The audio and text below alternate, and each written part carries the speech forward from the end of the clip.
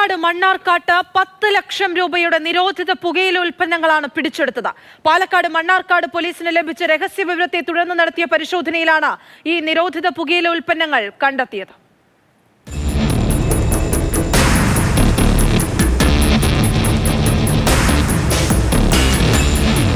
മണ്ണാർക്കാട് പരിസരത്തുള്ള സ്കൂളുകളും കോളേജുകളും കേന്ദ്രീകരിച്ച് വിൽപ്പന നടത്താനാണ് ഇത്രയധികം നിരോധിത പുകയില ഉൽപ്പന്നങ്ങൾ സൂക്ഷിച്ചിരുന്നത്.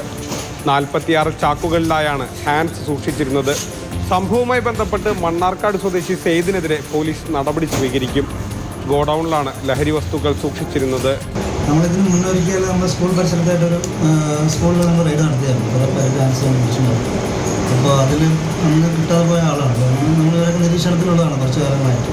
സംഭവത്തിന് പിന്നിൽ വലിയ ലഹരി സംഘങ്ങളുണ്ടെന്നാണ് മണ്ണാർക്കാട് പോലീസിന്റെ സംശയം. 10 ലക്ഷം രൂപ വരും പിടിച്ചെടുത്ത പുകയില ഉൽപ്പന്നങ്ങൾക്ക്.